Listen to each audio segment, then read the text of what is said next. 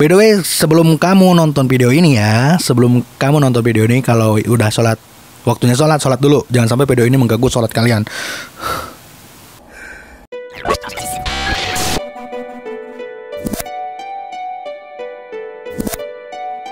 Oke, bismillahirrahmanirrahim. Assalamualaikum warahmatullahi wabarakatuh, teman-teman semua. Kayak Ricis. Oke teman-teman, jadi welcome back to my channel. Yang udah bergabung, terima kasih banyak. Yang udah subscribe dari pertama aku bikin konten sampai sekarang. Terima kasih banyak sudah subscribe, sudah bunyiin lonceng notifikasinya agar kamu senantiasa update. Yang belum subscribe, ya udahlah, ayo kalau ingin bergabung silahkan bergabung. Klik nih tombol subscribe, kemudian bunyikan loncengnya agar setiap aku bikin video notifikasinya langsung masuk ke handphone kamu. Oke guys, jadi kali ini aku mau ceritain bagaimana istri aku tuh bisa lahiran mendadak. Ya bisa dibilang mendadak sih ya. Jadi aku mau ceritain dulu ke belakang. Soalnya ada yang nanya sih, gimana cara aku untuk check up istri saat kehamilan. Pokoknya mah check up rutinannya ya. Check up rutinannya kayak gimana gitu. Jadi kalau aku pribadi sama istri, check up rutinan tuh emang harus. Kalau aku sih ngambilnya dari 1 sampai 7 bulan. Mungkin 1 sampai ya 7 bulan mau 8 bulan itu sebulan sekali. Kecuali jika ada hal-hal yang emang bentuk fisik dari istri beda, kayak istri ngerasa apa-apa, aku nggak harus nunggu sebulan sekali, langsung periksa. Di Indonesia tuh lagi panik-paniknya pandemik si COVID-19 ini, si virus corona ini. Jadi aku langsung ke dokter kandungan, spesialis kandungan, karena emang aku takut. Karena kan kalau di Indonesia flu dikit corona, batuk dikit corona, terbuka duit tegawe. Ya jadi sebagai suami yang siaga tuh aku takut gitu. Takutnya kan lebih baik mengobati sejak dini gitu daripada nanti harus ya ribet lah gitulah intinya ya. Semoga mudah-mudahan kita semua dijauhkan dari segala berbagai macam penyakit, termasuk virus berbahaya ini ya. Semoga kita senantiasa disehatkan, dilindungi oleh Allah Subhanahu wa taala. Kita senantiasa harus ikhtiar juga berdoa ya, agar ya virus itu cepat beres lah di Indonesia, agar semuanya bisa kembali normal, cari uang normal, kerja normal, beraktivitas semuanya normal kembali, dan semuanya bahagia pastinya. Mulai masuk ke fase 8 bulan kalau nggak salah ya, 8 bulan jalan ke 9 bulan, istri aku tuh mulai agak rutin check upnya disuruh dokter, karena emang harus senantiasa siaga gitu. Kita harus tahu perkembangan istri atau perkembangan bayi kita kayak gimana. Jadi ya bidanya gitu ya, menganjurkan aku dan istri untuk check up selama seminggu sekali. Seminggu pertama udah masuk 8 bulan, 8 mau 9 ya, agak lancar, nggak ada kendala ya, gitu-gitu aja. Kayak ditanya berat badannya naik berapa kilo dalam 1 minggu atau dalam 1 bulan, kemudian pola makan, dikasih vitamin dan lain sebagainya. Nah pada suatu masa, pada suatu titik di mana emang aku tuh suka rutin, ya balik lagi kayak tadi, rutin setiap mingguan. Udah masuk ke minggu selanjutnya untuk check up. Nah kita nggak mikir bakalan terjadi yang namanya lahiran ya. Ya dasar jodoh gitu. Ya Allah udah berkehendak gitu. Jadi kita mah ya pasrah aja lah. Ketika Allah bilang jadi kita mah nggak bisa A, B, C kasih alasan lain. Pokoknya mah kata Allah A ya A gitu. Jadi kita ya seperti biasa prepare buat check up. Yang anehnya gitu loh, istri tuh nggak ngerasain ciri-ciri mau melahirkan. Istri nggak ngerasain, paling linu-linu. Dan linu-linu pada perut bagian bawah ini emang udah ada sebelumnya. Dan kata dokter emang nggak apa-apa, itu emang ciri kehamilan katanya tuh. Emang bayinya aktivitas tuh entah apalah, cuman nggak apa-apa. Emang rasa linu-linu itu tuh emang ada ya sebelum mau 9 bulan ini. Nah dari aku pulang kerja, emang istri bilang linu perut bagian bawah. Ya udahlah, emang aku juga nggak terlalu fokus, karena emang dia selalu ngerasain itu gitu loh. Nah waktu aku sore sekitar jam 2-an udah prepare biasa. Anehnya kita tuh baik aku maupun istri nggak bawa handphone. Karena emang biasa kita check up tuh sebentar. Kita datang, tes mungkin 15 menit, 20 menit, nggak sambil ngobrol, beres dan pulang. Biasanya kayak gitu. Ya, jadi aku ngelakuin hal yang sama. Jadi aku nggak bawa handphone, istri juga jarang bawa handphone karena emang posisi rumah aku sama tempat pemeriksaan kandungan emang dekat. Jadi ya kalau kita pakai motor tuh 5 menitan lah. Jadi deket lah. Jadi kita ya nggak usah pakai motor lah, nggak bawa HP juga. Maksud tuh nggak usah bawa HP lah. Dan emang nggak akan lama gitu loh. Kita paling check up. Dan rencananya aku udah itu mau ajak istri beli martabak gitu loh. Iya, jadi ya enjoy lah. Nah, sampai di sana ceritanya kita sampai di bidan, rumah bidan ya. Biasa kita check up, emang bidannya langganan. Jadi keluarga, saudara tuh emang selalu di sana kalau kandungan, anak, periksa anak dan lain sebagainya suka di sana. Jadi udah nggak canggung dan udah kenal.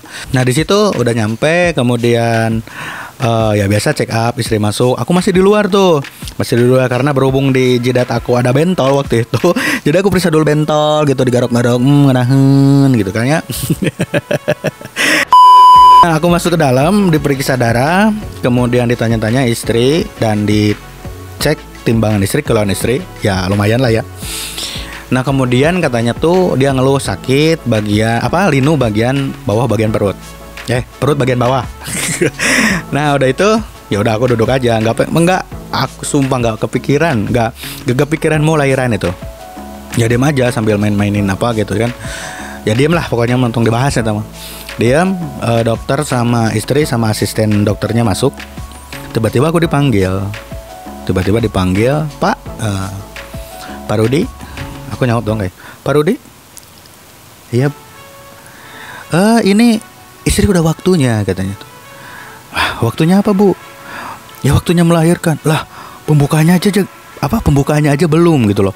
Istri tuh biasanya kalau lihat kan di rumah adek hamil tuh kan, udah hamil mau lahiran tuh, aku lihat adek mau lahiran tuh kerasanya kayak mau lahiran tuh kayak ya gimana lah, sakit-sakit gitu kan ya, linu-linu gitu loh, sampai keluarga panik. Dan aku lihat dari adek gitu loh, kalau ciri-ciri mau lahiran tuh ya kayak gitu. Istri aku nggak sama sekali ngerasain atau nggak ada sama sekali ciri-ciri mau ngelahirin yang adek aku rasain. Ya emang beda, cuman kan sebagai patokan gitu loh ya. Nah, pas itu dokter bilang udah siap mau lahiran, pas aku cek istri udah tinggal dalaman aja, udah siap mau lahiran. Ya udah mau ngapain? Ya udah langsung aja bu dokter, langsung aja lahiran. Cuman aku mikir, lah aku nggak bawa apa-apa loh, handphone nggak bawa, uang cuman bawa seberapa. Ya kalau masalah uang bisa ntar lah ya. Ini nggak ada komunikasi, aku nggak bisa kok kasih tahu ke orang tua yang ada di rumah kalau istri mau lahiran. Seenggaknya mereka datang buat ngasih atau support buat tenang itu. Ini mah enggak, karena aku emang nggak bawa handphone buat ngabarin mereka. Amazing. Dari situ udah istri mulai prepare. Istri juga shock. Istri sumpah shock, aku shock. Soalnya kita nggak ada sama sekali prepare buat ya lahiran gitu loh. Istri lahiran kita nggak bawa prepare minimal uang lah, minimal handphone lah. Uang mah bisa ntar lah, minimal handphone enggak sama sekali. Udah di situ berjalan lahiran. Sampai ya aku nyaksiin, kalian harus buat para cowok-cowok, para suami, kalau istri kalian lahiran, please dengan sangat kalian harus nunukan kalau bahasa Sundanya ya, karena harus ada dampingin istri kalian. Karena ketika kalian melihat proses lahiran di situ, kalau aku pas ngelihat proses lahiran istri itu kayak laki-laki. Kalau aku di posisi perempuan ya, di posisi istri aku waktu itu saat lahiran, aku kayaknya nggak akan bisa deh. Perjuangannya tuh benar-benar pertaruhan nyawanya tuh emang benar-benar dari mulai ngedennya gitu loh, tarik nafasnya, mengeluarkan perut manusia nih manusia yang ada di perut dikeluarin. Gila, aku ngelihatnya juga, ngelihat muka istri tuh ya nggak bisa ngomong sama sekali, cuman kasih support, banyakin istighfar, doa. Cuman yang aku pesan sama istri kocaknya tuh, kalau istri bilang kok aku sumpah mulutnya, Karena kata dokter di situ, kalau semakin banyak suara atau jeritan si istri sedang melahirkan, bakal menguras energinya, jadi bakal cepet capek. Jadi aku ya sambil melahirkan, dokter juga bilang, ya kalau bisa jangan ngeluarin suara gitu, suara yang aduh tarik napasnya berlebihan. Enggak ya, kalau normal-normal ya boleh sih ya kayaknya. Nah aku sumpah nih mulut istri, jangan, aku gini-gini. Oh gitu istri, cuman aku bilang istighfar, banyakin doa, kamu bisa, Allah pasti bakal bantu kamu, ayo kamu bisa, kata aku tuh. Dia langsung ya astagfirullah, dia banyak istighfar terus. Ya alhamdulillah. Aku check up tuh jam 2 lebih ya, mungkin setengah 3 beres, asar udah beres semuanya. Jadi istri diperkirakan istri tuh lahiran antara 20 sampai 30 menitan lah. Dengan ukuran bayi itu 3,5 kilo, 3 kilo 4 on, panjang 50 cm. Keadaan istri itu kecil, istri aku kecil, badannya ya kurus lah, cuman powernya main energinya Allah tolong nih, Allah tolong istri aku agar ya bisa mengeluarkan anak aku. Dan alhamdulillah sekali, anak aku sekarang udah lahir dengan berat 3,4, endut kayak ya udah nggak usah dibahas. Panjang 50 cm dan namanya masih dibicarakan ya. Sebenarnya udah ada beberapa nama, cuman aku masih bicara yang pas buat nama anak aku ya. Dan pasti kalian nonton ini juga pasti udah punya lah namanya, udah fix. Ya ini mah upload beberapa hari setelah lahiran. Istri aku lahiran tuh tanggal 18 April, hari Sabtu ya, tahun 2020. Alhamdulillah, minta doanya teman-teman ya. Anak aku lahir dengan sehat, alhamdulillah, normal, alhamdulillah, gendut, sehat lucu sekali, cabe gitu. Alhamdulillah. Dan saya minta doanya sama teman-teman agar ya anak aku bisa berguna untuk banyak orang, bisa bahagia intinya. Terserah dia mau jadi apa, mau kayak gimana, terserah, yang penting dia bahagia.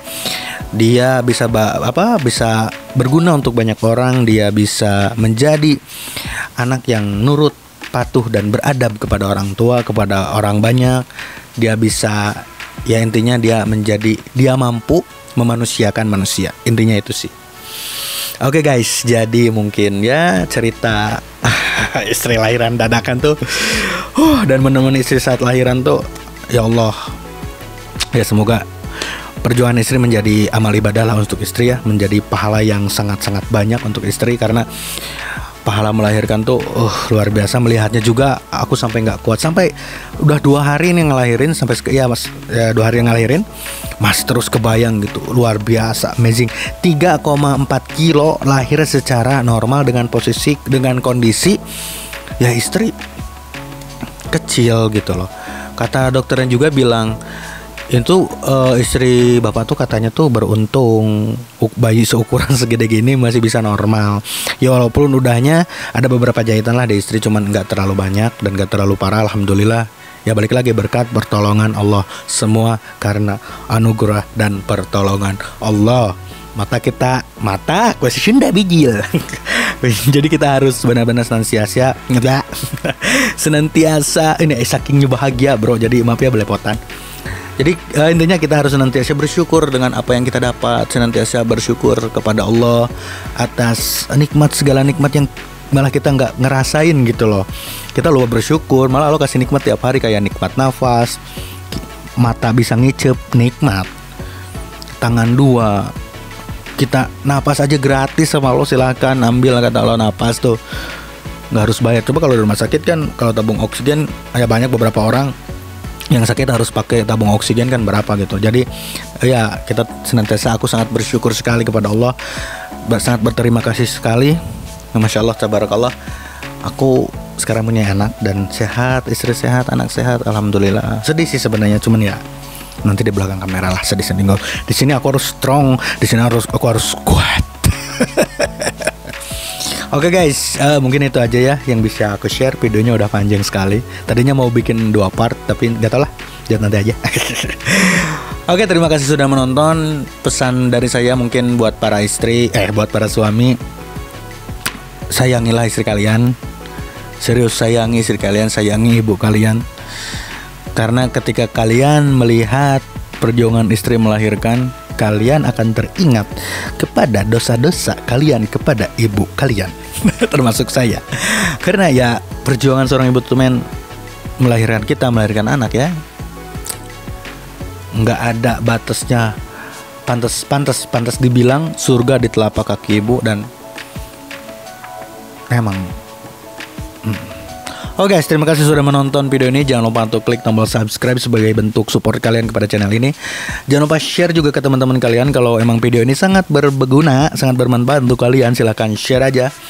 Kemudian jangan lupa klik tombol like juga. Kemudian kasih tahu nih, ajak teman-temannya buat nonton. Kalau buat subscribe itu kembali diri pribadi ya, buat nonton. Kalau emang video yang aku share, setiap video yang aku share itu emang bermanfaat untuk teman-teman semua. Ya kalau tidak, banyak mudorotnya, jangan kalian tiru. Oke, sekali lagi terima kasih sudah menonton video ini. Semoga kita semua senantiasa disehatkan oleh Allah Subhanahu wa Ta'ala, dipermudah segala urusannya, dan dijauhkan dari berbagai macam penyakit yang ada, yang sedang terjadi di negara kita, malah seluruh dunia sering terjadi pandemik COVID-19 atau Corona. Semoga senantiasa Allah jaga kita semua, keluarga kita dijaga oleh Allah, dijauhkan dari berbagai macam penyakit. Dan sedang terjadinya lockdown, semoga kita dipermudahlah segala urusannya ya. Tetap jaga kesehatan, tetap di rumah aja. Tapi yang bagi teman-teman yang masih di luar demi memenuhi kebutuhan, stay safe teman-teman, stay safe. Oke? Terima kasih sudah menonton. Sehat kita semua. Aku cabut. Assalamualaikum warahmatullahi wabarakatuh. Cabut, ciao.